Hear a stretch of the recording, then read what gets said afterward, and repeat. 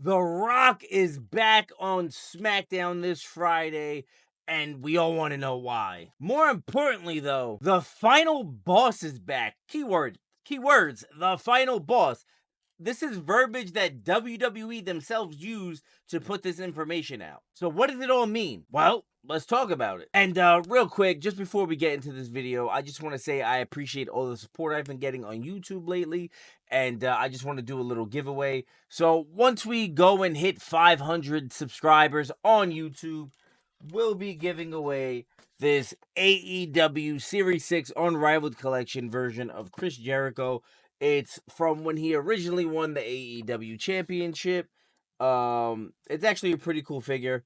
I have one as well. I actually had two. This was one that I was storing, but we're going to be giving it away. All you got to do is subscribe, and then once we get to that 500, we'll do a giveaway, probably based on comments or something like that, and I'll randomly pick a commenter. So, yeah. All right, let's get into the video. So the first thing that comes to mind when I hear The Rock is going to be gracing us with his presence on SmackDown this week is Elimination Chamber, and this is something that a lot of people are not talking about. I see a lot of people on like Twitter and things like that saying, oh, it's got to be about WrestleMania. It's got to be about WrestleMania. But it really doesn't have to. When you look at the timing of this, Elimination Chamber is literally 8 days from right now. It is 1:33 in the morning on February 21st. WWE, for those of you who don't know, they're not really happy with the overall ticket sales of Elimination Chamber. They're not bad by any stretch, but I guess they're underselling what recent events have been selling.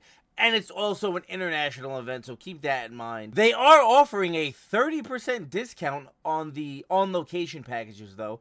For anyone who's subscribed to WWE email, I know I got an email, I want to say maybe like 6 days ago, possibly a full week ago, that they are doing up to 30% off packages for on location.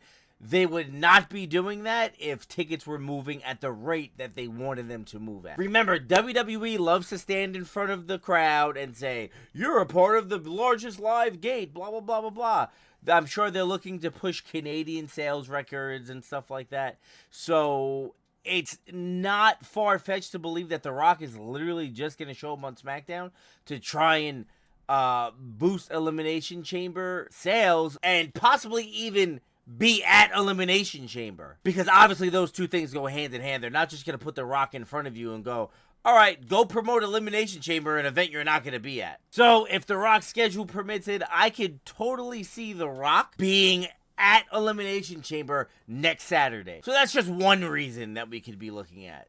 The next reason that The Rock could be returning on SmackDown could potentially be to tell New Orleans that they are headed for a major PLE. Now, we know Royal Rumble next year is going to be in Saudi Arabia. And there's rumors that WrestleMania next year could potentially be in either Tennessee or Indianapolis. But we don't have a home for Survivor Series.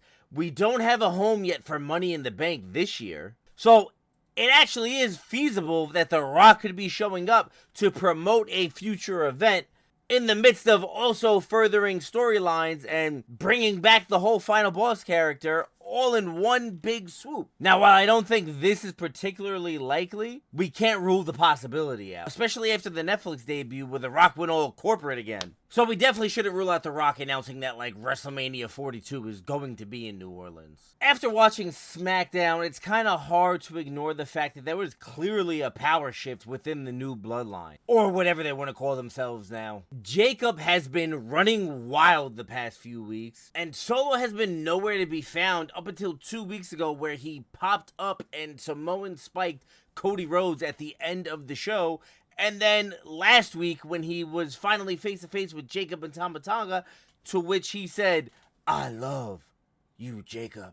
But still, just because Solo decided to resurface does not mean he's still in charge of the new Bloodline.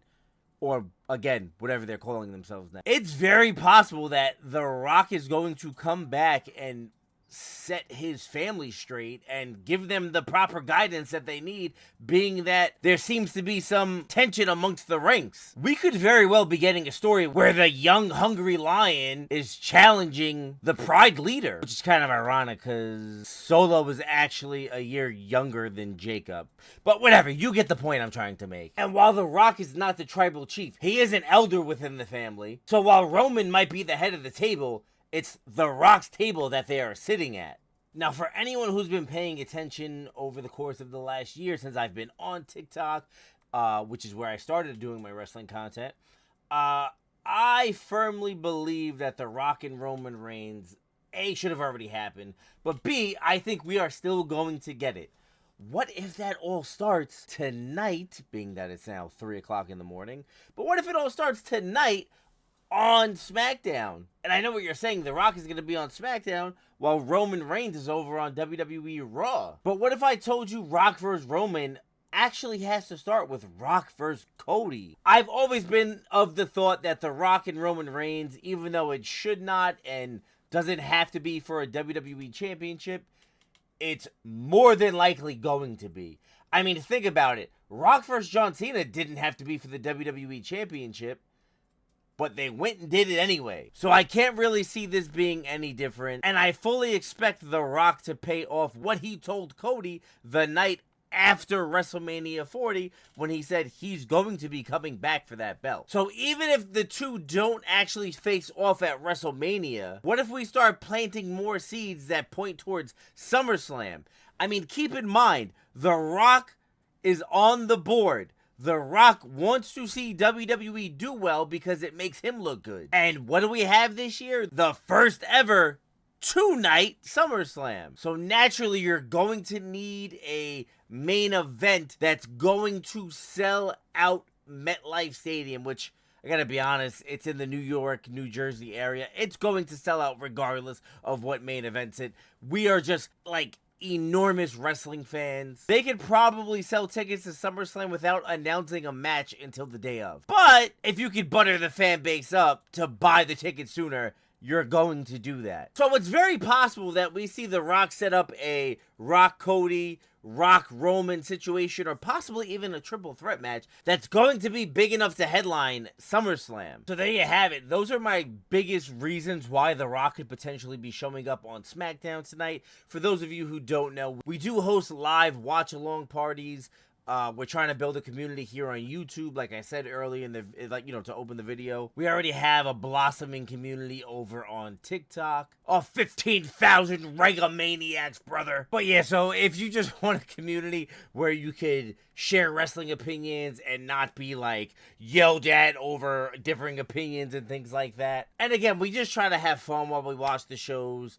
I know sometimes we watch wrestling alone, and it's not fun like it used to be, whether you're young, old, have kids now, your friends moved away, they're in different states, or maybe they just stopped watching wrestling. You could definitely be a part of this community where we are looking to grow and prosper and just build relationships with other wrestling fans. Everyone's entitled to their opinion. I'm never going to silence anybody, even if their opinion's, like, outlandish or crazy. That's the fun of it, right? Like fantasy booking and talking about how you would do things.